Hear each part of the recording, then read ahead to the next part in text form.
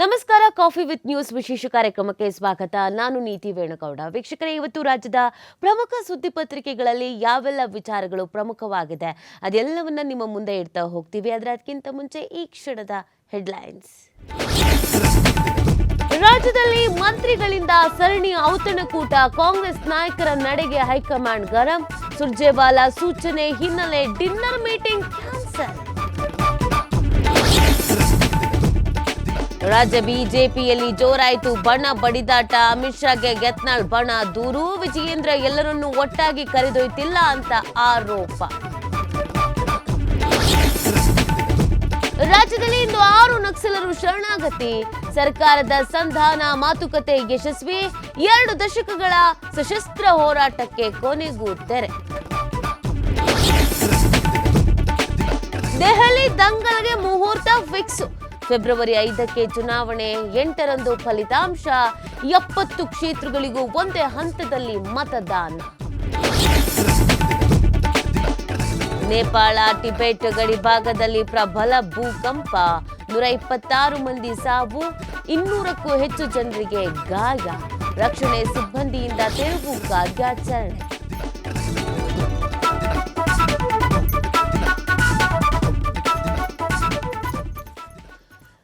ರಾಜ್ಯದಲ್ಲಿ ಸಿಕ್ಕಾಪಟ್ಟೆ ರಾಜಕೀಯ ಬೆಳವಣಿಗೆಗಳಂತೂ ಆಗ್ತಾ ಇದೆ. ಪ್ರಮುಖವಾಗಿ ನಾವು ಕಾಂಗ್ರೆಸ್ನ ವಿಚಾರಕ್ಕೆ ಬರೋದಾದ್ರೆ, ಡಿನ್ನರ್ ಅನ್ನೋ ಮೀಟಿಂಗ್ ಹೆಸರಿನಲ್ಲಿ ಸಿಕ್ಕಾಪಟ್ಟೆ ಚಟುವಟಿಕೆ ಆಗ್ತಿದೆ ಅನ್ನೋದ್ರ ಬಗ್ಗೆ ಚರ್ಚೆಗಳಾಗ್ತಾ ಇದೆ. ಹಾಗಿದ್ರೆ ರಾಜ್ಯ ಕಾಂಗ್ರೆಸ್ನಲ್ಲಿ ಏನಾದರೂ ಬದಲಾವಣೆ ಆಗತ್ತಾ? ಸಿಎಂ ಬದಲಾಗ್ತಾರಾ? DCM ಬದಲಾಗ್ತಾರಾ?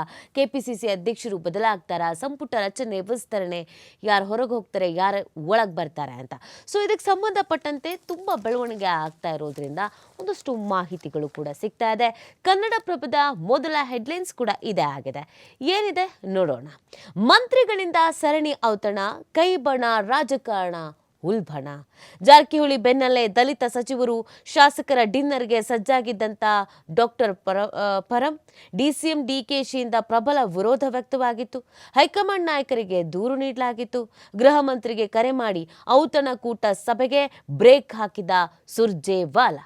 ಹೈಕಮಾಂಡ್ ಈ ಹಿಂದೆನೇ ವಾರ್ನಿಂಗ್ ಅನ್ನ ಮಾಡಿದ್ರು ಕೂಡ ಈ ತರ ಎಲ್ಲ ಸುಮ್ಮನೆ ಸೇರೋದು, ಮಾತುಕತೆ ನಡೆಸೋದು, ಊಟಕ್ಕೆ, ತಿಂಡಿಗೆ, ಕಾಫಿಗೆ, ಜ್ಯೂಸಿಗೆ ಏನ್ ಬೇಡ ಅಂತ ಹೇಳಿದ್ರು ಕೂಡ ಆ ಮಾತನ್ನ ಧಿಕ್ಕರಿಸಿ ಕೂಡ ಮೀಟಿಂಗ್ ಮಾಡಲಾಗಿತ್ತು. ಮತ್ತೆ ಮೀಟಿಂಗ್ ಅನ್ನ ಇಡ್ಲಾಗಿತ್ತು. ಸೊ ಇದೀಗ ಸುರ್ಜೇವಾಲಾ ಹೇಳಿರುವಂಥ ಹಿನ್ನೆಲೆಯಲ್ಲಿ ಕ್ಯಾನ್ಸಲ್ ಮಾಡ್ಕೊಂಡಿದ್ದಾರೆ ಅನ್ನೋದು ಗೊತ್ತಾಗ್ತಾ ಇದೆ. ಸೊ ಏನೆಲ್ಲ ಬೆಳವಣಿಗೆ ಆಗಿತ್ತು? ಬೂದಿ ಮುಚ್ಚಿದ ಕೆಂಡದಂತಿತ್ತಂತ ಕಾಂಗ್ರೆಸ್ ಬಣ ರಾಜಕಾರಣ. ಸತತವಾಗಿ ಆಯೋಜನೆಗೊಳ್ಳುತ್ತಿರುವಂಥ ಔತಣಕೂಟ ರಾಜಕಾರಣದ ನೆಪದಲ್ಲಿ ಉಲ್ಬಣಗೊಂಡಿದೆ. ಲೋಕೋಪಯೋಗಿ ಸಚಿವ ಸತೀಶ್ ಜಾರಕಿಹೊಳಿ ಔತಣಕೂಟದ ಬೆನ್ನಲ್ಲೇ ಗೃಹ ಸಚಿವ ಡಾಕ್ಟರ್ G. ಪರಮೇಶ್ವರ್ ಅವರು ಏರ್ಪಡಿಸಿದಂಥ ದಲಿತ ಸಚಿವರು ಹಾಗೂ ಶಾಸಕರ ಔತಣಕೂಟಕ್ಕೆ KPCC ಅಧ್ಯಕ್ಷ DK ಶಿವಕುಮಾರ್ ಅವರ ಪ್ರಬಲ ವಿರೋಧದ ಪರಿಣಾಮ ಹೈಕಮಾಂಡ್ ಬ್ರೇಕ್ ಹಾಕುವ ಮೂಲಕ ಕಾಂಗ್ರೆಸ್ನ ಬಣ ರಾಜಕಾರಣ ಬೀದಿಗೆ ಬಿದ್ದಿದೆ. ಚಿತ್ರದುರ್ಗದ ದಲಿತ ಸಮಾವೇಶ ನಿರ್ಣಯಗಳ ಕುರಿತು ಚರ್ಚೆ ಹಾಗೂ ದಲಿತ ಪರ ನಿಂತಂತ ಮುಖ್ಯಮಂತ್ರಿ ಸಿದ್ದರಾಮಯ್ಯ ಸರ್ಕಾರದ ನೀತಿಗೆ ಧನ್ಯವಾದವನ್ನು ಅರ್ಪಿಸೋಕೆ ಸಮಾವೇಶವನ್ನ ನಡೆಸ್ತಾ ಇದ್ದೀವಿ, ಅದನ್ನ ಹೊರತುಪಡಿಸಿ ಇನ್ನೇನಿಲ್ಲ ಅಂತ ಪರಮೇಶ್ವರ್ ಅವರು ಹೇಳಿದ್ರು ಅವಕಾಶ ಇಲ್ಲ. ಡಿನ್ನರ್ ರಾಜಕೀಯದಲ್ಲಿ ಏನೇನಾಗಿದೆ? KPCC ಅಧ್ಯಕ್ಷರು ಆಗಿರುವ DCM DKಶಿ ವಿದೇಶಿ ಪ್ರವಾಸದಲ್ಲಿದ್ದಾಗ ಡಿನ್ನರ್ ಪಾಲಿಟಿಕ್ಸ್ ಸಿಕ್ಕಾಪಟ್ಟೆ ಜೋರಾಗಿ ನಡೆದಿತ್ತು. ಸಚಿವ ಸತೀಶ್ ಜಾರಕಿಹೊಳಿ ನಿವಾಸದಲ್ಲಿ CM ಸಿದ್ದರಾಮಯ್ಯ ಸೇರಿದಂತೆ ಹಲವು ಸಚಿವರುಗಳು ಡಿನ್ನರ್ನಲ್ಲಿ ಭಾಗಿಯಾಗಿದ್ರು. ಆ ಸಭೆಯ ಕುರಿತು ನಾನಾ ಚರ್ಚೆ ನಡೆದಿತ್ತು. DCM DKಶಿ ಬಣದ ನಾಯಕರಲ್ಲಿ ಅಸಮಾಧಾನ ಕೂಡ ವ್ಯಕ್ತವಾಗಿತ್ತು. ಇದರ ಬೆನ್ನಲ್ಲೇ ಗೃಹ ಸಚಿವ ಪರಮೇಶ್ವರ್ ಅವರಿಂದ ದಲಿತ ಸಚಿವ ಶಾಸಕರಿಗೆ ಬುಧವಾರ ಔತಣಕೂಟವನ್ನು ಇಟ್ಕೊಳ್ಳಲಾಗಿತ್ತು, ಆಯೋಜನೆ ಮಾಡಲಾಗಿತ್ತು. ತಮ್ಮ ವಿರೋಧಿ ಬಣ ಪ್ರಬಲವಾಗ್ತಾ ಇದೆ ಅಂತ ಅರಿತಂತ DKಶಿ ಬಣ ದಿಲ್ಲಿಯಲ್ಲಿ DKಶಿ ದೂರನ್ನ ಕೊಡ್ತಾರೆ. AICC ಪ್ರಧಾನ ಕಾರ್ಯದರ್ಶಿ ವೇಣುಗೋಪಾಲ್ ಭೇಟಿ ಮಾಡಿ ಚರ್ಚೆಯನ್ನ ನಡೆಸಿದ್ರು DK ಶಿವಕುಮಾರ್. ಪರಮೇಶ್ವರ್ ಅವರು ಕೂಡ ನೆನ್ನೆ ಒಂದು ಕ್ಲಾರಿಟಿ ಕೊಟ್ಟಿದ್ರು. ನೋಡಿ, ಇದು ಪಾರ್ಟಿ ಅಲ್ಲ, ಡಿನ್ನರ್ ಅಷ್ಟೇನೆ. ಯಾಕಂದರೆ ಈ ಹಿಂದೆ ಚಿತ್ರದುರ್ಗದಲ್ಲಿ ಸಮಾವೇಶ ಆದಂಥ ಸಂದರ್ಭದಲ್ಲಿ ಒಂದಷ್ಟು ನಿರ್ಣಯಗಳನ್ನು ಕೈಗೊಳ್ತೀವಿ ಅಂತ ಹೇಳಿದ್ವಿ, ಅನೌನ್ಸ್ ಮಾಡಿದ್ವಿ. ಆ ವಿಚಾರಕ್ಕೆ ಸಂಬಂಧಪಟ್ಟಂತೆ ಚರ್ಚೆನ ಮಾಡಬೇಕಾಗಿತ್ತು. ಚರ್ಚೆಯನ್ನು ಮಾಡ್ತಾ ಇದ್ದೀವಿ. ದಲಿತ ನಾಯಕರುಗಳೆಲ್ಲರೂ ಸೇರಿಕೊಂಡು ಮಾಡ್ತಿರುವಂಥ ಚರ್ಚೆ. ಇನ್ನುಳಿದ ನಾಯಕರು ಬರಲೇಬಾರದು ಅಂತ ಏನಿಲ್ಲ, ಬಂದರೂ ಬರಬಹುದು ಅಂತ ಹೇಳಿದರು. ಆದರೂ ಕೂಡ ಇದೊಂದಷ್ಟು ಇರ್ಸು ಮುರ್ಸಿಗೆ ಕಾರಣವಾಗಿತ್ತು. ಹೋದಲ್ಲಿ ಬಂದಲ್ಲಿ ಡಿ ಕೆ ಶಿವಕುಮಾರ್ ಅವ್ರಿಗೆ ಇದೇ ಪ್ರಶ್ನೆ ಆಗಿತ್ತು. ಸರ್, ನೀವು ವಿದೇಶಕ್ಕೆ ಹೋಗ್ತಾ ಇದ್ದ ಹಾಗೇನೆ ಇಲ್ಲಿ ನಿಮ್ಮ ವಿರೋಧಿ ಬಣದವರು ಮೀಟಿಂಗ್ ಮಾಡ್ತಾ ಇದ್ರು, ಏನು ಸರ್ ಇದ್ರ ಕತೆ ಅಂತ. ಡಿ ಕೆ ಶಿವಕುಮಾರ್ ಅವರ ಬಣದಲ್ಲಿ ಕಾಣಿಸ್ಕೊಳ್ತಾ ಇದ್ದವರಿಗೂ ಅದು ಒಂದಷ್ಟು ಅಸಮಾಧಾನಕ್ಕೆ ಕಾರಣ ಆಗಿತ್ತು. ಈ ಥರ ಎಲ್ಲ ಬಹಿರಂಗವಾಗಿ ಸಭೆ ಮಾಡೋದಾಗಿರ್ಬೋದು, ಚರ್ಚೆ ಮಾಡೋದಾಗಿರ್ಬೋದು, ಅದು BJPಗೆ ನಾವು ವರದಾನ ಮಾಡಿಕೊಟ್ಟಂಗೆ ಆಗತ್ತೆ, ಹೀಗೆಲ್ಲ ಮಾಡೋದು ಸರಿ ಅಲ್ಲ ಅಂತ ಹೇಳಲಾಗಿತ್ತು. ಸೊ ಫೈನಲಿ ಹೈಕಮಾಂಡ್ ನಾಯಕರು ಇದೀಗ ಎಚ್ಚರಿಕೆ ಕೊಟ್ಟಿದ್ದಾರೆ. ಯಾವ ಡಿನ್ನರು ಬೇಡ, ಯಾವ ಮೀಟಿಂಗು ಬೇಡ, ಎಲ್ಲ ನಿಮ್ಮ ಪಾಡಿ ಕೆಲಸ ಮಾಡಿ ಅಂತ ಹೇಳಿದ್ದಾರೆ. ಇದಕ್ಕೆ ಸಂಬಂಧಪಟ್ಟಂತೆ CM ಕೂಡ ಪ್ರತಿಕ್ರಿಯೆ ಕೊಟ್ಟಿದ್ದಾರೆ.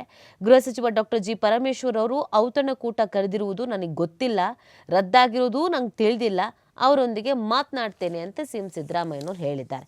ನಂಗೆ ಆ ವಿಚಾರಗಳ ಬಗ್ಗೆ ಕ್ಲಾರಿಟಿ ಇಲ್ಲ, ನಂಗೆ ಗೊತ್ತಿಲ್ಲ, ನಾನೀಗ ಅವ್ರ ಹತ್ರ ಮಾತಾಡ್ತೀನಿ ಅಂತ ಹೇಳಿದ್ದಾರೆ. ಈ ಮುಖಾಂತರವಾಗಿ ಈ ಬಣ ರಾಜಕಾರಣ ಏನು ಉಲ್ಬಣ ಆಗ್ತಾ ಇತ್ತು ಅದಕ್ಕೆ ಪ್ರಾಥಮಿಕವಾಗಿಗೆ ಈಗ ಹೈಕಮಾಂಡ್ ನಾಯಕರು ಬೇಡ, ಇದೆಲ್ಲ ಸರಿ ಇರೋಲ್ಲ ಅಂತ ಹೇಳಿದ್ದಾರೆ. ಸರಿ, ಹಾಗಿದ್ರೆ ಇನ್ನು ಮುಂದಿನ ಸುದ್ದಿ ಏನಿದೆ ಅಂತ ನಾವು ಗಮನಿಸೋದಾದ್ರೆ, ರಾಜ್ಯದ 6 ನಕ್ಸಲರು ಇವತ್ತು ಶರಣಾಗತಿ ಆಗ್ತಾ ಇದ್ದಾರೆ. ಹೌದು, ಚಿಕ್ಕಮಗಳೂರು DC ಬಳಿ ಸರೆಂಡರ್ ಆಗಲಿದ್ದಾರೆ. 2 ದಶಕಗಳ ಸಶಸ್ತ್ರ ಹೋರಾಟಕ್ಕೆ ಈ ಮುಖಾಂತರವಾಗಿ ತೆರೆ ಬೀಳ್ತಾ ಇದೆ. ಚಿಕ್ಕಮಗಳೂರು, ಕರ್ನಾಟಕ, ತಮಿಳುನಾಡು ಹಾಗೂ ಕೇರಳದಲ್ಲಿ ಸುಮಾರು 2 ದಶಕಗಳ ಕಾಲ ಬಂದೂಕು ಹಿಡಿದು ಹೋರಾಟ ನಡೆಸಿದ್ದಂಥ 6 ಮಂದಿ ನಕ್ಸಲರು ಇವತ್ತು ಶರಣಾಗತಿಗೆ ಸಮ್ಮತಿಯನ್ನು ಸೂಚಿಸಿದ್ದಾರೆ. ಹೀಗಾಗಿ ಹಲವು ದಶಕಗಳ ರಾಜ್ಯ ಸರ್ಕಾರಕ್ಕೆ ತಲೆನೋವಾಗಿದ್ದಂಥ ನಕ್ಸಲ್ ಚಳುವಳಿ ಬಹುತೇಕ ಈ ಮುಖಾಂತರವಾಗಿ ಅಂತ್ಯ ಕಾಣುವಂತಹ ಸನ್ನಿಹಿತ ಆಗ್ತಾಗಿದೆ. ಮುಂಡಗಾರು ಲತಾ, ಸುಂದರಿ ಕುಟ್ಲೂರು, ವನಜಾಕ್ಷಿ ಬಾಳೆಹೊಳೆ, ಮಾರಪ್ಪ ಅರೋಳಿ, ಕೆ ವಸಂತ, TN ಜೀಶ್ ಅಲಿಯಾಸ್ ಜಯಣ್ಣ ಬೆಳಗ್ಗೆ 10 ಗಂಟೆಗೆ ಜಿಲ್ಲಾಧಿಕಾರಿಗಳ ಮುಂದೆ ಶರಣಾಗಲಿದ್ದಾರೆ. ಸರ್ಕಾರ ನಕ್ಸಲರ ಮಧ್ಯಸ್ಥಿಕೆ ವಹಿಸಿರುವಂತಹ ಹಿನ್ನೆಲೆಯಲ್ಲಿ ಇವರೆಲ್ಲ ಏನು ಬೇಡಿಕೆ ಇಟ್ಟಿದ್ರು, ನಮ್ದೊಂದಷ್ಟು ಬೇಡಿಕೆಗಳಿದೆ ಅಭಿವೃದ್ಧಿ ಕಾರ್ಯ ವಿಚಾರಕ್ಕೆ ಸಂಬಂಧಪಟ್ಟಂತೆ, ಅದಕ್ಕೆಲ್ಲ ಸಮ್ಮತಿ ನೀಡಲಾಗಿದೆ. ಸೊ ಆ ಹಿನ್ನೆಲೆಯಲ್ಲಿ ಓಕೆ ಅಂತ ಹೇಳಿದ್ದಾರಂತೆ. ನೋಡಿ, ಈ ಇತ್ತೀಚೆಗೆ ಒಂದು ಎನ್ಕೌಂಟರ್ ಕೂಡ ಆಗಿತ್ತು, ಸೊ ಶೂಟೌಟ್ ಕೂಡ ಆಗಿತ್ತು. ಈ ವಿಚಾರಕ್ಕೆ ಸಂಬಂಧಪಟ್ಟಂತೆ ಸಾಕಷ್ಟು ರೀತಿಯಾದಂಥ ಚರ್ಚೆಗಳಾಗಿತ್ತು, ಪರ ವಿರೋಧದ ಚರ್ಚೆಗಳು ಆಗಿತ್ತು. ಇದರ ಬೆನ್ನಲ್ಲೇ ಸರ್ಕಾರ ಒಂದು ಸಂಧಾನ ಮಾಡಿತ್ತು.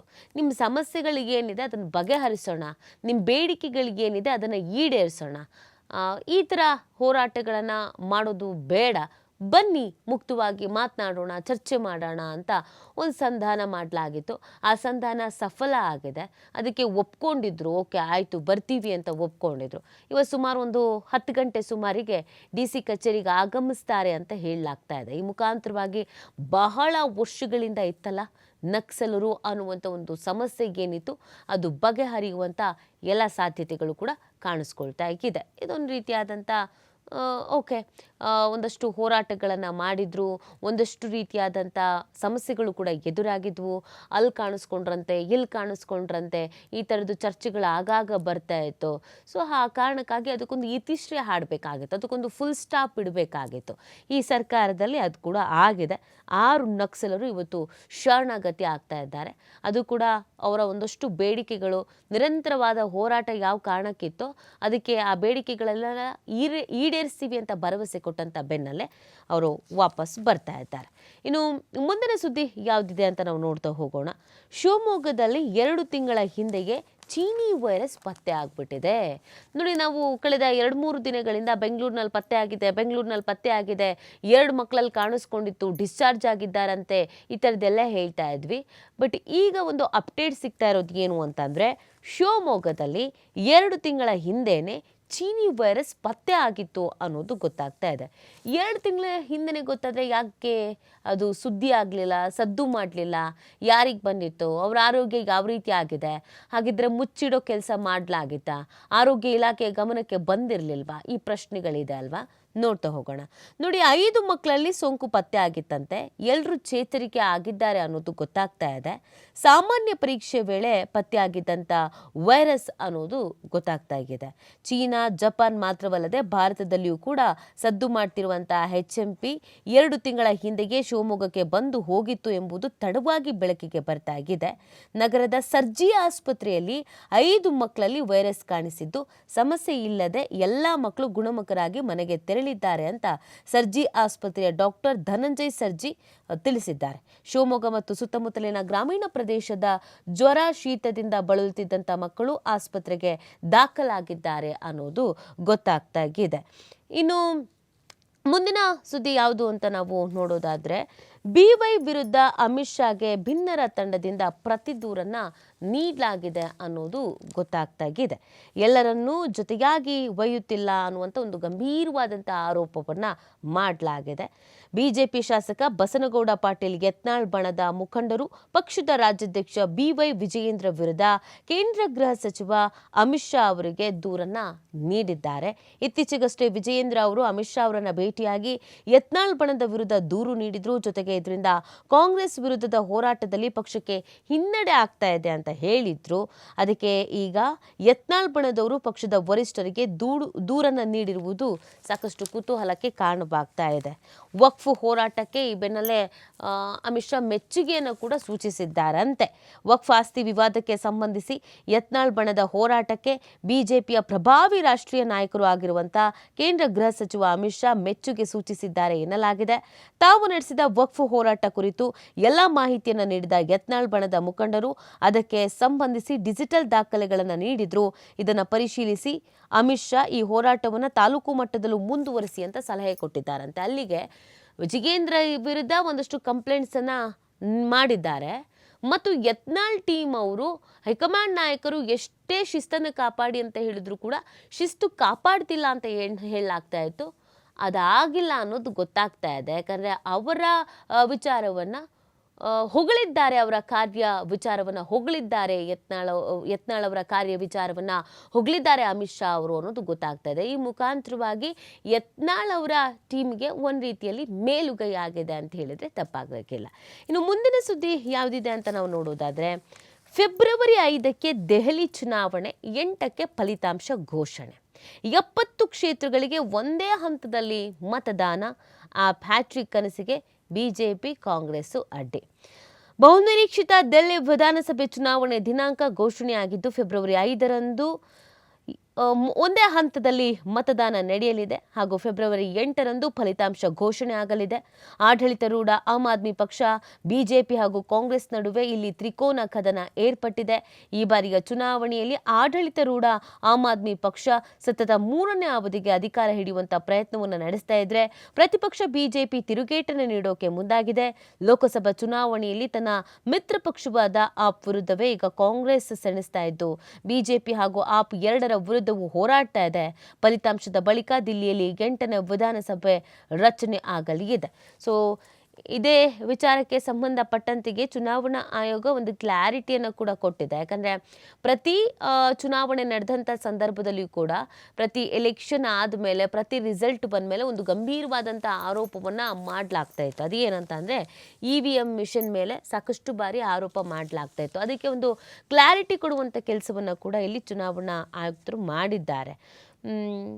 EVMಗಳನ್ನು ತಿರುಚಲಾಗ್ತಿದೆ, ಮತದಾನದ ಅಂಕಿ ಸಂಖ್ಯೆಗಳಲ್ಲಿ ಆಯೋಗ ಬೇಕು ಅಂತ ಏರುಪೇರು ಮಾಡ್ತಿದೆ, ಚುನಾವಣೆ ವೇಳೆ ನಿಷ್ಪಕ್ಷಪಾತದಂಥ ಕಾರ್ಯನಿರ್ವಹಣೆ ಮಾಡಲ್ಲ ಎಂಬ ಆರೋಪಗಳಿಗೆ ಮುಖ್ಯ ಚುನಾವಣಾ ಆಯುಕ್ತ ರಾಜೀವ್ ಕುಮಾರ್ ತಿರುಗೇಟು ನೀಡಿದ್ದಾರೆ. EVMಗಳನ್ನು ಹ್ಯಾಕ್ ಮಾಡೋಕೆ ಬರಲ್ಲ, 42 ಸಲ ಕೋರ್ಟುಗಳು ತೀರ್ಪು ನೀಡಿದೆ, ಮತದಾನದ ಅಂಕಿಅಂಶಗಳನ್ನು ಏರುಪೇರು ಮಾಡುವ ಪ್ರಶ್ನೆಯೇ ಇಲ್ಲ, ನಮ್ಮಿಂದ ನಿಷ್ಪಕ್ಷಪಾತ ಕೆಲಸ ನಡೀತಾ ಇದೆ ಅಂತ ಒಂದು ಕ್ಲಾರಿಟಿ ಕೊಡುವಂಥ ಕೆಲಸವನ್ನು ಕೂಡ ಅವರು ಇದೇ ಸಂದರ್ಭದಲ್ಲಿ ಮಾಡಿದ್ದಾರೆ. ಯಾಕಂದರೆ ನೀವೀಗ ಆಲ್ರೆಡಿ ಗಮನಿಸಿರ್ಬೋದು, ಸಾಕಷ್ಟು ಬಾರಿ ಈ ಗಂಭೀರವಾದಂಥ ಆರೋಪಗಳಂತೂ ಕೇಳಿ ಬಂದಿದೆ. EVM ಮಿಷನ್ನಲ್ಲಿ ಏನೋ ಸಮಸ್ಯೆ ಇದೆ, ನಾವು EVM ಮಿಷನ್ ನಂಬಲ್ಲ ಅಂತ. ಸೊ ಅದಕ್ಕೆ ಅವರೊಂದು ಕ್ಲಾರಿಟಿ ಕೊಟ್ಬಿಟ್ಟಿದ್ದಾರೆ. ನೋಡಿ, ಸುಮಾರು 41 ಬಾರಿ ಕೋರ್ಟೇ ತೀರ್ಪು ಕೊಟ್ಟಿದೆ, ಆ ಥರ ಎಲ್ಲ ತಿರ್ಚಕ್ಕಾಗಲ್ಲ, ಆ ಥರ ನಮಗೆ ಹೆಂಗೆ ಬೇಕೋ ಹಂಗೆ ರಿಸಲ್ಟನ್ನು ಕೊಡೋಕ್ಕಾಗಲ್ಲ ಅಂತ ಮತ್ತೆ ಆರೋಪಗಳಿಗೇನು ಬರ್ತಾ ಇದ್ವೋ, ನಿರಂತರವಾಗಿ ಸರಣಿ ಆರೋಪಗಳಿಗೇನು ಬರ್ತಾ ಇತ್ತೋ ಆ ಆರೋಪಗಳನ್ನು ಈ ಮುಖಾಂತರವಾಗಿ ತಳ್ಳಿ ಹಾಕುವಂಥ ಕೆಲಸವನ್ನು ಮಾಡಿದ್ದಾರೆ.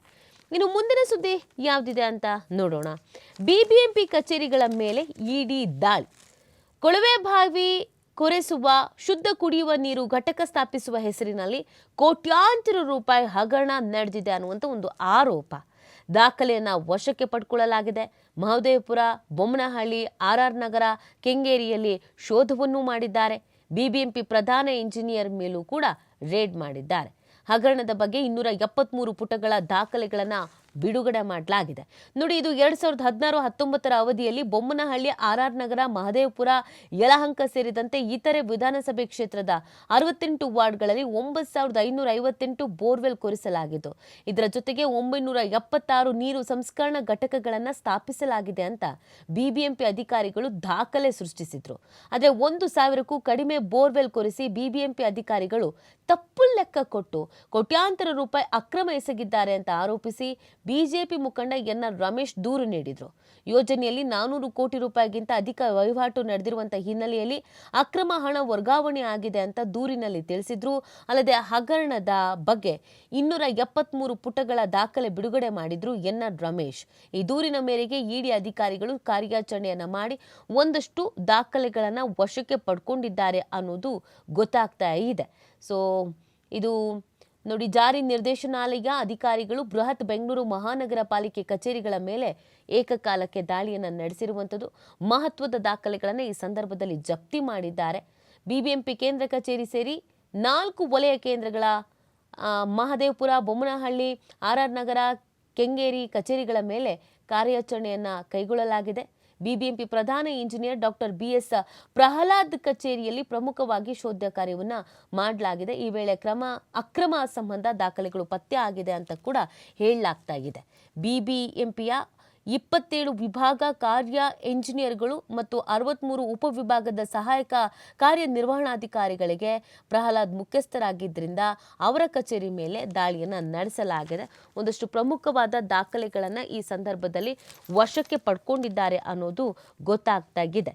ಸೊ ಇನ್ನು ಈ ಹಗರಣದ ವಿಚಾರಕ್ಕೆ ಸಂಬಂಧಪಟ್ಟಂತೆ ಯಾವ ರೀತಿಯಾದಂಥ ದಾಖಲೆಗಳು ಸಿಕ್ಕಿದೆ, ಏನು ಎತ್ತ ಅನ್ನೋದನ್ನ ಕಾದು ನೋಡಬೇಕಾಗಿದೆ. ಇನ್ನು ಮುಂದಿನ ಸುದ್ದಿ ಯಾವುದು ಅಂತ ನೋಡೋದಾದ್ರೆ, ಟೆಕ್ಕಿ ಅತುಲ್ ಮಗುವನ್ನು ಅಜ್ಜಿ ವಶಕ್ಕೆ ನೀಡೋದಕ್ಕೆ ಸುಪ್ರೀಂ ನಕಾರ ಮಾಡಿದೆ. ಈ ಟೆಕ್ಕಿ ಅತುಲ್ ಸಾವು ಪ್ರಕರಣಕ್ಕೆ ಸಂಬಂಧಪಟ್ಟಂತೆ ಸಾಕಷ್ಟು ರೀತಿಯಾದಂಥ ಚರ್ಚೆಗಳಾಗಿದ್ವು. ಅತುಲ್ ಸಾಯೋದಕ್ಕಿಂತ ಮುಂಚೆ ಒಂದು ವಿಡಿಯೋ ಮಾಡಿದ್ರು. ಆ ವಿಡಿಯೋದಲ್ಲಿ ನನ್ನ ಮಗನನ್ನು ನನ್ನ ತಂದೆ ತಾಯಿಗೆ ಒಪ್ಪಿಸ್ಬೇಕು ಅಂತ ಹೇಳಿದರು. ಬಟ್ ಕಾನೂನಾತ್ಮಕವಾಗಿ ಏನು ತೀರ್ಪು ಬರುತ್ತೋ ಅದೇ ಅಂತಿಮವಾಗಿರುತ್ತೆ. ಸೊ ಈಗ ಅತುಲ್ ಅವರ ಮಗುವನ್ನು ಅಜ್ಜಿ ವಶಕ್ಕೆ ನೀಡೋದಕ್ಕೆ ಸಾಧ್ಯ ಆಗೋದಿಲ್ಲ ಅಂತ ಸುಪ್ರೀಂ ಹೇಳಿರೋದು. ಯಾಕೆ ಅಂತ ಹೇಳಿದ್ರೆ, ನೋಡಿ, ಪತ್ನಿಯ ಕಿರುಕುಳದಿಂದ ಬೇಸತ್ತು ಬೆಂಗಳೂರಿನಲ್ಲಿ ಆತ್ಮಹತ್ಯೆಗೆ ಶರಣಾಗಿದ್ದ ಟೆಕ್ಕಿ ಅತುಲ್ ಸುಭಾಷ್ ಅವರ 4 ವರ್ಷದ ಪುತ್ರನ ಕಸ್ಟಡಿಯನ್ನು ಅತುಲ್ ತಾಯಿಗೆ ನೀಡೋದಕ್ಕೆ ಸುಪ್ರೀಂ ಕೋರ್ಟ್ ನಿರಾಕರಿಸಿದೆ. ಅಜ್ಜಿಯು ಮಗುವಿನ ಪಾಲಿಗೆ ಅಪರಿಚಿತರಾಗಿದ್ದಾರೆ ಅಂತ ಹೇಳಲಾಗಿದೆ. ಬಚ್ಚಿಟ್ಟಿದ್ರು ಮಗು ಎಲ್ಲಿದೆ ಏನಿದೆ ಅನ್ನೋದ್ರ ಬಗ್ಗೆ ನಮಗೆ ಗೊತ್ತಾಗ್ತಾ ಇಲ್ಲ ಅಂತ ಕೂಡ ಕಂಪ್ಲೇಂಟನ್ನು ಕೊಡಲಾಗಿತ್ತು. ಇದಕ್ಕೆ ಸಂಬಂಧಪಟ್ಟಂತೆಯೇ ಮಗುವನ್ನು ಗೌಪ್ಯವಾಗಿ ಓದಿಸ್ತಾ ಇದ್ದಾರೆ. ಅದು ಕೂಡ ಒಂದು ವಸತಿ ಶಾಲೆಯಲ್ಲಿ ಇರಿಸಲಾಗಿದೆ ಅನ್ನೋದು ಗೊತ್ತಾಗ್ತಾ ಇದೆ. ಸೊ ಇದಕ್ಕೆ ಸಂಬಂಧಪಟ್ಟಂತೆಗೆ ಮಗುವಿನ ಕಸ್ಟಡಿಯ ವಿಷಯವನ್ನು ಪ್ರಕರಣದ ವಿಚಾರಣೆಯನ್ನು ನಡೆಸ್ತಾ ಇರುವಂಥ ಕರ್ನಾಟಕ ಹೈಕೋರ್ಟ್ನ ಮುಂದೆ ಪ್ರಸ್ತಾಪಿಸಬೇಕು ಅಂತ ಸೂಚನೆಯನ್ನು ನೀಡಲಾಗಿದೆ.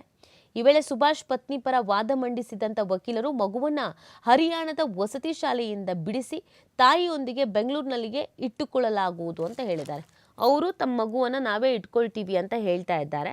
ಬಟ್ ಅತುಲ್ ಸಾಯೋದಕ್ಕಿಂತ ಮುಂಚೆ ವಿಡಿಯೋ ಮಾಡಿರೋದು ಆ ಮಗುವನ್ನು ನನ್ನ ತಂದೆ ತಾಯಿ ವಶಕ್ಕೆ ಕೊಡಿ ಅಂತ. ಬಟ್ ಪರಿಚಯ ಇಲ್ಲ, ಅಪರಿಚಿತರು, ಹಾಗಾಗಿ ಮಗುವನ್ನು ಅವರ ಅಜ್ಜಿಗೆ ಕೊಡೋಕ್ಕಾಗಲ್ಲ ಅಂತ ಹೇಳಲಾಗಿದೆ. ಬಟ್ ಅಜ್ಜಿ ಜೊತೆಗೆ ಮಗು ಇರುವಂಥ ಒಂದಷ್ಟು ಫೋಟೋಸ್ಗಳನ್ನು ಕೋರ್ಟ್ಗೆ ಸಬ್ಮಿಟ್ ಮಾಡಿದ್ದಾರೆ ಅವರ ಅಜ್ಜಿ ಪರವಾದಂಥ ವಕೀಲರು. ಇಲ್ಲ, ಒಂದೊಳ್ಳೆ ಬಾಂಡಿಂಗ್ ಇದೆ. ಅದಲ್ಲದೆ ಅತುಲ್ ಅವರು ಸಾಯೋದಕ್ಕಿಂತ ಮುಂಚಿತೆ ಕೂಡ ಹೇಳಿದ್ದಾರೆ, ಹೀಗಿರ್ಬೇಕಾದ್ರೆ ಆ ಮಗುವನ್ನು ಅತುಲ್ ಅವರ ತಾಯಿ ಬಳಿಯೇ ಬಿಡೋದು ಸೇಫ್ಟಿ ಅಂತ. ಬಟ್ ಅದಕ್ಕೆ ಕೋರ್ಟು ಒಪ್ಕೊಂಡಿಲ್ಲ. ಇಲ್ಲ, ಹಾಗೆಲ್ಲ ಆಗೋದಿಲ್ಲ ಅಂತ ಹೇಳಿದ್ದಾರೆ. ಸೊ ಮುಂದಿನ ಬೆಳವಣಿಗೆ ಏನು ಅನ್ನೋದನ್ನು ನೋಡಬೇಕಾಗತ್ತೆ. ಜನವರಿ 20ಕ್ಕೆ ಕೋರ್ಟ್ಗೆ ಮಗುವನ್ನು ಕರ್ಕೊಂಡು ಬನ್ನಿ ಅಂತ ಹೇಳಿದ್ದಾರೆ. ಕೋರ್ಟ್ಗೆ ಕರ್ಕೊಂಡು ಬಂದಮೇಲೆ ಆ ಮಗುನ ಕೇಳ್ತಾರೆ ಏನು ಎತ್ತ ಅಂತ. ಯಾಕಂದರೆ ಮಗುವಿನ ಮನಸ್ಸಿನ ಮೇಲೂ ಕೂಡ ಪರಿಣಾಮ ಬೀರಬಾರ್ದು. ಸೊ ಆ ಹಿನ್ನೆಲೆಯಲ್ಲಿ ಮಗುಗೆ ಏನು ಗೊತ್ತಿದೆ, ಏನು ಗೊತ್ತಿಲ್ಲ, ಮಗುವಿನ ಸದ್ಯದ ಮನಸ್ಥಿತಿ ಏನಿದೆ, ತಾಯಿ ಜೊತೆ ಹೋಗೋದಕ್ಕೆ ಒಪ್ಕೊಳ್ಳುತ್ತಾ, ಏನು ಎತ್ತ, ಇದೆಲ್ಲವನ್ನು ನೋಡಿ ಮುಂದಿನ ತೀರ್ಪು ಏನು ಬರುತ್ತೆ ಅನ್ನೋದನ್ನು ನೋಡಬೇಕಾಗತ್ತೆ. ಇನ್ನು ಮುಂದಿನ ಸುದ್ದಿ ಯಾವುದಿದೆ ಅಂತ ನೋಡೋದಾದರೆ, ಹಣ ವೆಚ್ಚ ಮಾಡದ ಅಧಿಕಾರಿಗಳಿಗೆ ಸಿಎಂ ಚಾಟಿ ಬೀಸಿದ್ದಾರೆ. ಅಧಿಕಾರಿಗಳಿಗೆ ನೋಟಿಸ್ ನೀಡಿ ಉತ್ತರ ಸಮರ್ಪಕವಾಗಿ ಇಲ್ಲದೇ ಇದ್ದರೆ ಅಮಾನತು ಮಾಡಿ ಸಿಎಸ್ಗೆ ಸಿದ್ದರಾಮಯ್ಯ ಖಡಕ್ಕಾದಂಥ ಸೂಚನೆಯನ್ನು ಕೊಟ್ಟಿದ್ದಾರೆ. ಸಮಾಜ ಕಲ್ಯಾಣ ಇಲಾಖೆ ಹಾಗೂ ಇಲಾಖೆಯ ಅಡಿ ಬರುವಂಥ ವಿವಿಧ ನಿಗಮಗಳಲ್ಲಿ ಕೋಟಿ ಕೋಟಿ ಅನುದಾನ ಇದ್ರೂ ಕೂಡ ಖರ್ಚು ಮಾಡದ ಅಧಿಕಾರಿಗಳಿಗೆ ಚಡಿ ಬಿಡಿಸಿದ್ದಾರೆ ಮುಖ್ಯಮಂತ್ರಿ ಸಿದ್ದರಾಮಯ್ಯನವರು. ಸಂಬಂಧಿಸಿದಂತೆ ಎಲ್ಲ ಅಧಿಕಾರಿಗಳಿಗೂ ಕೂಡಲೇ ನೋಟಿಸನ್ನು ನೀಡಿ ಉತ್ತರ ಸಮರ್ಪಕವಾಗಿಲ್ಲ ಅಂತ ಹೇಳಿದರೆ ತಕ್ಷಣ ಅಮಾನತು ಮಾಡಿ ಅಂತ ಮುಖ್ಯ ಕಾರ್ಯದರ್ಶಿಗೆ ಖಡಕ್ ಆದಂಥ ಸೂಚನೆಯನ್ನು ನೀಡಿದ್ದಾರೆ. ಗೃಹ ಕಚೇರಿ ಕೃಷ್ಣದಲ್ಲಿ ಮಂಗಳವಾರ ಸಮಾಜ ಕಲ್ಯಾಣ ಇಲಾಖೆಯ ಪ್ರಗತಿ ಪರಿಶೀಲನೆ ನಡೆಸಿದಂಥ ಅವರು ಅಧಿಕಾರಿಗಳು ಕೈಯಲ್ಲಿ ಸರ್ಕಾರದ ಅನುದಾನ ಇದ್ರೂ ಕೂಡ ವಿದ್ಯಾರ್ಥಿಗಳಿಗೆ ವಿದ್ಯಾರ್ಥಿ ವೇತನ ನೀಡದೇ ಇರುವುದು, ನಿಗಮಗಳ ಯೋಜನೆಗಳಿಗೆ ಹಣ ಬಳಸದೇ ಇಟ್ಕೊಂಡಿರುವುದು, ಬಜೆಟ್ನಲ್ಲಿ ಘೋಷಿಸಿರುವಂತಹ ಕಾರ್ಯಕ್ರಮಗಳನ್ನು ಅನುಷ್ಠಾನಗೊಳಿಸದೆ ಕೈಕಟ್ಟಿ ಕೂತಿರುವುದನ್ನು ಕಂಡು ಸಿಡಿಮಿಡಿಗೊಂಡಿದ್ದಾರೆ. ಫಲಾನುಭವಿಗಳಿಗೆ ಕೊಡೋಕೆ ಹಣ ಇಟ್ಕೊಂಡು ಏನು ಮಾಡ್ತೀರಾ ಅನ್ನುವಂಥ ಪ್ರಶ್ನೆಯನ್ನು ಮಾಡಿದ್ದಾರೆ. ಸ್ಟ್ರಿಕ್ಟ್ ಆಗಿ ಆಕ್ಷನ್ ಅನ್ನು ತೆಗೆದುಕೊಳ್ಬೇಕು ಅನ್ನುವಂಥ ಸೂಚನೆಯನ್ನು ನೀಡಲಾಗಿದೆ. ಮತ್ತು ಸೆಪ್ಟೆಂಬರ್ ಒಳಗೆ ವಿದ್ಯಾರ್ಥಿ ವೇತನವನ್ನು ಕೊಡಿ ಅನ್ನುವಂಥ ಸೂಚನೆಯನ್ನು ಕೂಡ ನೀಡಲಾಗಿದೆ. ಇನ್ನು ಮುಂದಿನ ಸುದ್ದಿ ಯಾವುದಿದೆ ಅಂತ ನಾವು ನೋಡೋದಾದ್ರೆ, ಭದ್ರಾ ಮೇಲ್ದಂಡೆ ಬಗ್ಗೆ ಸೋಮಣ್ಣ ಡಿಕೆಶಿ ಚರ್ಚೆ. ಪೆನ್ನಾರ್ ನದಿಗೆ ಅಣೆಕಟ್ಟು ನಿರ್ಮಾಣಕ್ಕೆ ತಮಿಳುನಾಡು ತಕರಾರಿನ ಬಗ್ಗೆಯೂ ಕೂಡ ಮಾತುಕತೆಯನ್ನು ನಡೆಸಲಾಗಿದೆ ಅನ್ನೋದ್ರ ಬಗ್ಗೆ ಮಾಹಿತಿ ಸಿಗ್ತಾಗಿದೆ. ನವದೆಹಲಿ ಭದ್ರಾ ಮೇಲ್ದಂಡೆ ಯೋಜನೆಗೆ ಈ ಹಿಂದೆ ಘೋಷಣೆ ಮಾಡಿದಂಥ 5,300 ಕೋಟಿ ಅನುದಾನ ಬಿಡುಗಡೆ ಸೇರಿ ಕರ್ನಾಟಕದ ನೀರಾವರಿ ಯೋಜನೆಗಳು ಹಾಗೂ ಪೆನ್ನಾರ್ ನದಿಯ ಉಪನದಿ ಮಾರ್ಕಂಡೇಯ ನದಿಗೆ ಅಣೆಕಟ್ಟು ನಿರ್ಮಾಣಕ್ಕೆ ತಮಿಳುನಾಡು ಎತ್ತಿರುವಂಥ ತಕರಾರಿನ ಕುರಿತು ಕೇಂದ್ರ ಸಚಿವ ವಿ ಸೋಮಣ್ಣ ಅವರ ಜೊತೆ ಚರ್ಚೆ ನಡೆಸಲಾಯಿತು ಅಂತ ಡಿಸಿಎಂ ಡಿಕೆ ಶಿವಕುಮಾರ್ ತಿಳಿಸಿದ್ದಾರೆ. ಕೇಂದ್ರ ಜಲಶಕ್ತಿ ಹಾಗೂ ರೈಲ್ವೆ ಖಾತೆಗಳ ರಾಜ್ಯ ಸಚಿವ ವಿ ಸೋಮಣ್ಣ ಅವರ ಭೇಟಿ ಬಳಿಕ ದೆಹಲಿಯಲ್ಲಿ ಸುದ್ದಿಗಾರರ ಪ್ರಶ್ನೆಗೆ ಉತ್ತರಿಸಿದಂತ ಡಿಕೆ ಶಿವಕುಮಾರ್ ಅವರು ಭದ್ರಾ ಮೇಲ್ದಂಡೆ ಯೋಜನೆಗೆ ಘೋಷಣೆ ಮಾಡಿದಂತ ಹಣವನ್ನ ಕಡಿತಗೊಳಿಸಲಾಗುವುದು ಎನ್ನುವಂತ ಸುದ್ದಿ ಇದೆ. ಇದರ ಬಗ್ಗೆ ಇನ್ನೂ ಸ್ಪಷ್ಟವಾದ ಮಾಹಿತಿ ಇಲ್ಲ. ಅನುದಾನ ಕೊಡ್ತೇವೆ ಅಂತ ಹೇಳ್ತಾ ಇದ್ದಾರೆ. ಯೋಜನೆಯ ವಿವರಗಳನ್ನು ಕಳಿಸಲಾಗಿದ್ದು ಇದರ ಬಗ್ಗೆ ಹೆಚ್ಚಿನ ಗಮನ ಹರಿಸಲಾಗಿದೆ ಅಂತ ಹೇಳಿದ್ದಾರೆ. ತಮಿಳುನಾಡಿನವರು ಪೆನ್ನಾರ್ ನದಿ ನೀರಿನ ವಿಚಾರವಾಗಿ ಕಳೆದ ಜನವರಿ 2ರಂದು ಅಫಿಡವಿಟ್ ಸಲ್ಲಿಸಿದ್ದಾರೆ. 3 ವಾರದಲ್ಲಿ ತೀರ್ಮಾನ ಮಾಡಬೇಕಾಗಿರುವಂತಹ ಕಾರಣಕ್ಕೆ ಅಫಿಡವಿಟ್ ಸಲ್ಲಿಕೆ ಮಾಡೋಕೆ ತಿಳಿಸಿದ್ರು. ವಿಧಾನಸಭೆ ಚಳಿಗಾಲದ ಅಧಿವೇಶನವಿದ್ದಂತ ಕಾರಣಕ್ಕೆ ನಮ್ಮಿಂದ ವಿಳಂಬ ಆಯಿತು. ನಾವು ದಿನಾಂಕ ವಿಸ್ತರಣೆ ಮಾಡಿ ಅಂತ ಮನವಿ ಮಾಡಿದ್ದೇವೆ ಅಂದ್ರು. 2 ರಾಜ್ಯಗಳ ಜನಪ್ರತಿನಿಧಿಗಳನ್ನು ಸೇರಿಸಿ ಮಾತುಕತೆಯನ್ನ ನಡೆಸಬೇಕಾಗಿರುವಂಥ ಕಾರಣಕ್ಕೆ ಶೀಘ್ರದಲ್ಲೇ ಸಭೆಗೆ ಒಂದು ದಿನಾಂಕವನ್ನು ಅಂತಿಮಗೊಳಿಸುವುದಾಗಿ ಹೇಳಿದ್ದಾರೆ. ಪೆನ್ನಾರ್ ನದಿ ನೀರಿನ ವಿಚಾರವಾಗಿ ನಿಮ್ಮಲ್ಲೇ ಚರ್ಚೆ ನಡೆಸಿ ಬಗೆಹರಿಸಿಕೊಳ್ಳಿ ಎನ್ನುವಂಥ ಸುಪ್ರೀಂ ಕೋರ್ಟ್ ನಿರ್ದೇಶನ ಇದೆ ಅಂತ ಹೇಳಿದ್ದಾರೆ. ಮಾತುಕತೆಯನ್ನು ನಡೆಸಿದ್ದಾರಂತೆ. ಸೊ ಮುಂದಿನ ಬೆಳವಣಿಗೆಗಳಿಗೆ ಏನಾಗುತ್ತೆ, ಮಾತುಕತೆ ವರ್ಕೌಟ್ ಆಗುತ್ತೆ, ಏನು ಎತ್ತ ಅನ್ನೋದನ್ನು ನೋಡಬೇಕಾಗತ್ತೆ. ಇನ್ನು ಮುಂದಿನ ಸುದ್ದಿ ಯಾವುದಿದೆ ಅಂತ ನಾವು ನೋಡೋದಾದ್ರೆ, ಮೆಕ್ಕಾ ಮದೀನದಲ್ಲಿ ಪ್ರವಾಹ, ಕಾರುಗಳು ನೀರು ಪಾಲು. ಸೌದಿ ಅರೇಬಿಯಾದ ಜಡ್ಡಾ, ಮೆಕ್ಕಾ ಮತ್ತು ಮದೀನದಲ್ಲಿ ಸೋಮವಾರ ಅಕಾಲಿಕ ಮಳೆ ಸುರಿದಂಥ ಪರಿಣಾಮ ಪ್ರವಾಹ ಸೃಷ್ಟಿಯಾಗಿ ಭಕ್ತರು ಪರದಾಡುವಂಥ ಪರಿಸ್ಥಿತಿ ನಿರ್ಮಾಣವಾಗಿತ್ತು. ಮಳೆ ಕೇವಲ 5 ಸೆಂಟಿಮೀಟರ್ ಆಗಿದ್ರೂ ಅಕಾಲಿಕ ಮಳೆ ಕಾರಣ ಪ್ರವಾಹ ಸೃಷ್ಟಿಯಾಗಿದೆ. ಭಾರೀ ಮಳೆಯ ಜೊತೆಗೆ ಆಲಿಕಲ್ಲು ಕೂಡ ಬಿದ್ದಿದೆ. ಏಕಾಏಕಿ ಮಳೆಯಿಂದಾಗಿ ರಸ್ತೆಗಳಲ್ಲಿ ಪ್ರವಾಹ ಉಕ್ಕೇರಿ ಕಾರುಗಳು ನೀರಿನಲ್ಲಿ ತೇಲು ಹೋಗುವಂಥ ವಿಡಿಯೋಗಳು ಕೂಡ ವೈರಲ್ ಆಗಿದೆ. ಮಳೆ ಕಮ್ಮಿ ಆದರೂ ಕೂಡ ಪ್ರವಾಹ ಆಗ್ತಾ ಇರೋದಕ್ಕೆ ಕಾರಣ ಏನು ಅಂತಂದ್ರೆ, ಈ ನಗರಗಳಲ್ಲಿ ಮಳೆ ಕಡಿಮೆ ಪ್ರಮಾಣದಲ್ಲಿ ಬೀಳುವ ಕಾರಣ ಮಳೆ ನೀರು ಚರಂಡಿಗಳ ಬಗ್ಗೆ ಸರ್ಕಾರಗಳು ಹೆಚ್ಚು ತಲೆ ಕೆಡಿಸ್ಕೊಂಡಿಲ್ಲ. ಬಿಡು ಹಿಂಗೂ ಮಳೆ ಆಗಲ್ವಲ್ಲ, ಸ್ವಲ್ಪ ಮಟ್ಟಿಗೆ ಮಳೆ ಆಗುತ್ತಲ್ಲ ಅಂತ ಅನ್ಕೊಂಡಿದ್ರು. ಬಟ್ ಅತಿ ಹೆಚ್ಚು ಮಳೆ ಆಗಿದ್ದಂಥ ಹಿನ್ನೆಲೆಯಲ್ಲಿ ತೀರ ರೀತಿಯಾದಂಥ ಸಮಸ್ಯೆ ಆಗಿದೆ. ಹಾಗಿದ್ರೆ ಮುಂದಿನ ಸುದ್ದಿಗಳು ಯಾವ್ದ್ಯಾವ್ದಿದೆ ಅಂತ ಕೂಡ ನಾವು ನೋಡ್ತಾ ಹೋಗೋಣ. ಇದು ವಿಜಯ ಕರ್ನಾಟಕದ ಪ್ರಮುಖ ಸುದ್ದಿಗಳು. ಭೂಕಂಪಕ್ಕೆ 126 ಮಂದಿ ಸಾವು. ಪ್ರಬಲ ಭೂಕಂಪನಕ್ಕೆ ಟಿಬೆಟ್ನ ಗ್ರಾಮಗಳಲ್ಲಿ ಧ್ವಂಸಗೊಂಡಿರುವಂಥ ಕಟ್ಟಡಗಳು, ರಕ್ಷಣಾ ಸಿಬ್ಬಂದಿಯಿಂದ ತೆರವು ಕಾರ್ಯಾಚರಣೆ. ನೇಪಾಳ ಟಿಬೆಟ್ ಗಡಿಯಲ್ಲಿ ಮಂಗಳವಾರ ಬೆಳಗ್ಗೆ 9 ಗಂಟೆ ಸುಮಾರಿಗೆ 7.1ರಷ್ಟು ತೀವ್ರತೆಯ ಭೂಕಂಪ ಸಂಭವಿಸಿದೆ. ಈ ನೈಸರ್ಗಿಕ ಪ್ರಕೋಪದಲ್ಲಿ 126 ಮಂದಿ ಮೃತಪಟ್ಟಿದ್ದಾರೆ ಅನ್ನೋದ್ರ ಬಗ್ಗೆ ಮಾಹಿತಿ ಸಿಕ್ಕಿದೆ. 200ಕ್ಕೂ ಹೆಚ್ಚು ಜನರಿಗೆ ಗಂಭೀರವಾದಂತಹ ಗಾಯಗಳಾಗಿದೆ ಅಂತ ಎಎಫ್ಸಿ ಸುದ್ದಿ ಸಂಸ್ಥೆ ವರದಿಯನ್ನು ಮಾಡಿದೆ.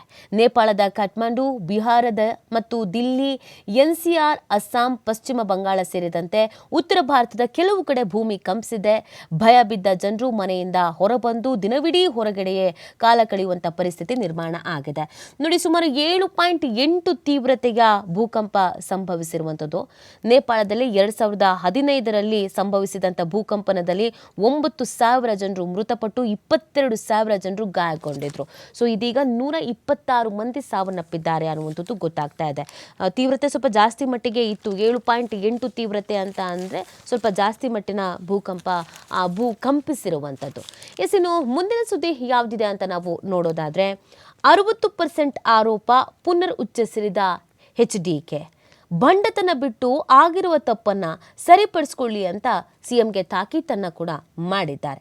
ರಾಜ್ಯ ಕಾಂಗ್ರೆಸ್ ಸರ್ಕಾರದ ವಿರುದ್ಧ 60% ಕಮಿಷನ್ ಆಪಾದನೆಯನ್ನ ಪುನರ್ ಉಚ್ಚರಿಸಿದ್ದಾರೆ ಕೇಂದ್ರ ಸಚಿವ HD ಕುಮಾರಸ್ವಾಮಿ. ಬಂಡತನವನ್ನ ಬಿಟ್ಟು ಆಗಿರುವ ತಪ್ಪನ್ನ ಸರಿಪಡಿಸಿಕೊಳ್ಳಿ ಅಂತ ಸಿಎಂ ಸಿದ್ದರಾಮಯ್ಯ ಅವರಿಗೆ ತಾಕೀತು ಮಾಡಿದ್ದಾರೆ. 60% ಕಮಿಷನ್ ಆರೋಪಕ್ಕೆ ಸಾಕ್ಷ್ಯ ಎಲ್ಲಿದೆ ಎಂಬ ಸಿಎಂ ಪ್ರಶ್ನೆಗೆ ಕುಮಾರಸ್ವಾಮಿ ತಿರುಗೇಟನ್ನ ಕೂಡ ಕೊಟ್ಟಿದ್ದಾರೆ. ಗುತ್ತಿಗೆದಾರರ 32,000 ಕೋಟಿ ರೂಪಾಯಿ ಬಿಲ್ ಹಾಕಿ ಇರುವ ಕುರಿತಂತೆ ಕಮಿಷನ್ ಕರ್ಮ ವಾಪಸ್ ಶೀರ್ಷಿಕೆ ಅಡಿಯಲ್ಲಿಯೂ ಕೂಡ ಸಿಕ್ಕಾಪಟ್ಟೆ ವಿಚಾರಗಳು ಚರ್ಚೆ ಆಗಿತ್ತು. ಇದೇ ವಿಚಾರಕ್ಕೆ ಸಂಬಂಧಪಟ್ಟಂತೆಗೆ ಅವರು ಮಾತನಾಡಿದ್ದಾರೆ. ನೋಡಿ, ಚಂಬು ಹಾಕಿ ಹಂಡೆ ಹೊಡೆದಿದ್ದಾರೆ ಎನ್ನುವಂತೆ ಗ್ಯಾರಂಟಿ ಹೆಸರಿನಲ್ಲಿ ಬಿಡುಗಾಸು ಕೊಟ್ಟು ಕೋಟಿ ಲೂಟಿ ಮಾಡ್ತಾ ಇದ್ದೀರಿ. ಗುತ್ತಿಗೆದಾರರ 32,000 ಕೋಟಿ ರೂಪಾಯಿಗಳಷ್ಟು ಬಿಲ್ ಬಾಕಿ ಬಿದ್ದಿದೆ. ಜೊತೆಗೆ ಈ ಬಾಕಿ ಮೇಲೆ ನಿಮ್ಮ ಪರ್ಸೆಂಟೇಜ್ ಕರಿನೆರಳು ಕೂಡ ಬಿದ್ದಿದೆ ಅನ್ನುವಂಥ ವಿಚಾರವನ್ನು ಹೇಳಿದ್ದಾರೆ. ಇನ್ನು ಮುಂದಿನ ಸುದ್ದಿ ಯಾವುದಿದೆ ಅಂತ ನೋಡ್ತಾ ಹೋಗೋಣ. ಸಾಕಷ್ಟು ಸುದ್ದಿಗಳು ದಿನಪತ್ರಿಕೆಗಳಲ್ಲಿ ಇದೆ. ಅದರಲ್ಲಿ ಪ್ರಮುಖವಾದಂಥ ಹೈಲೈಟ್ಸ್ಗಳನ್ನು ಮಾತ್ರ ನಿಮ್ಮ ಮುಂದೆ ಇಡ್ತಾ ಹೋಗ್ತಾ ಇದ್ದೀವಿ. ಇದು ಆಶಾ ಕಾರ್ಯಕರ್ತೆಯರ ಮುಷ್ಕರ. ಮಾಸಿಕ 15,000 ರೂಪಾಯಿ ನಿಶ್ಚಿತ ಗೌರವಧನ ನೀಡಬೇಕು ಎಂಬುದು ಸೇರಿದಂತೆ ವಿವಿಧ ಬೇಡಿಕೆಗಳ ಈಡೇರಿಕೆಗೆ ಆಗ್ರಹಿಸಿ ಆಶಾ ಕಾರ್ಯಕರ್ತೆಯರು ನಗರದಲ್ಲಿ ಅನಿರ್ದಿಷ್ಟಾವಧಿ ಮುಷ್ಕರವನ್ನು ಆರಂಭಿಸಿದ್ದಾರೆ.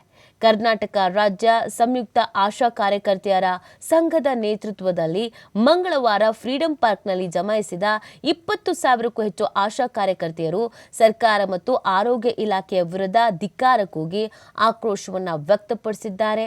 ಮುಖ್ಯಮಂತ್ರಿಗಳು ಸ್ಥಳಕ್ಕೆ ಬರಬೇಕು, 2024ರ ಫೆಬ್ರವರಿಯಲ್ಲಿ ನಮ್ಮ ಸಮಸ್ಯೆಗಳನ್ನು ಪರಿಹರಿಸುತ್ತೇವೆ ಅಂತ ನೀಡಿದ ಭರವಸೆಯನ್ನ ಈಡೇರಬೇಕು ಅಂತ ಇದೇ ಸಂದರ್ಭದಲ್ಲಿ ಅವರು ಆಗ್ರಹಿಸ್ತಾ ಇದ್ದಾರೆ. ಸಾಮಾಜಿಕ ಹೋರಾಟಗಾರ ಪ್ರೊಫೆಸರ್ ಅಲ್ಲಮಪ್ರಭು ಬೆಟ್ಟದೂರು ಮಾತನಾಡಿ, ಪ್ರಸ್ತುತ ಹೆಚ್ಚುತ್ತಿರುವ ಜೀವನ ವೆಚ್ಚ, ಬೆನ್ನತ್ತಿರುವಂತಹ ಬೆಲೆ ಏರಿಕೆಯಿಂದ ಆರೋಗ್ಯಕರ ಜೀವನ ನಡೆಸೋಕೆ ಸಾಧ್ಯ ಆಗ್ತಾ ಇಲ್ಲ. ಇಂಥ ಸಂದರ್ಭದಲ್ಲಿ ಆಶಾ ಕಾರ್ಯಕರ್ತೆಯರು ನ್ಯಾಯಯುತ ಬೇಡಿಕೆಯನ್ನ ಈಡೇರಿಸಬೇಕು, 15,000 ರೂಪಾಯಿ ಗೌರವ ಧನವನ್ನು ನೀಡಬೇಕು, ಕೇಂದ್ರ ಮತ್ತು ರಾಜ್ಯ ಸರ್ಕಾರಗಳು ನುಡಿದಂತೆ ನಡಿಬೇಕು ಅಂತ ಒತ್ತಾಯಿಸಿದ್ದಾರೆ. SUCI ರಾಜ್ಯ ಕಾರ್ಯದರ್ಶಿ ಕೆ ಉಮಾ, ಆಶಾ ಹೆಣ್ಣು ಮಕ್ಕಳು ಹೋರಾಟಕ್ಕೆ ಮುಂದಾದ್ರೆ ಅದನ್ನ ಹತ್ತಿಕ್ಕೋಕೆ ಸರ್ಕಾರ ಪ್ರಯತ್ನಿಸಿದೆ. ನಾವು ಸ್ತ್ರೀಯರ ಪರ ಇದ್ದೇವೆ ಅಂತ ಹೇಳ್ಕೊಂಡೆ ಅವರನ್ನ ಹೆದರಿಸಿ ಬೆದರಿಸುವುದು ಇದೆಂತ ಧೋರಣೆ ಅಂತ ಪ್ರಶ್ನಿಸಿದ್ದಾರೆ. ಇನ್ನು ಬಟ್ಟೆ ಹೊದಿಕೆ ಜೊತೆ ಬಂದಿದ್ದಾರೆ. ಎಷ್ಟು ದಿನ ಆದರೂ ಪರವಾಗಿಲ್ಲ, ನಾವಿಲ್ಲೇ ಇರ್ತೀವಿ, ನಮಗೆ ನ್ಯಾಯ ಬೇಕು ಅಂತ ಕೇಳ್ಕೊಳ್ತಾ ಇದ್ದಾರೆ. ನಮ್ಮ ಪ್ರತಿಭಟನೆಯನ್ನ, ನಮ್ಮ ಹೋರಾಟವನ್ನ ಹತ್ತಿಕ್ಕೋಕೆ ಸಾಧ್ಯವೇ ಇಲ್ಲ ಅಂತ ಕೂಡ ಹೇಳ್ತಾ ಇದ್ದಾರೆ. ಸೊ ಈ ರೀತಿಯಾದಂಥ ಹೋರಾಟವನ್ನು ನಡೆಸ್ತಾ ಇದ್ದಾರೆ.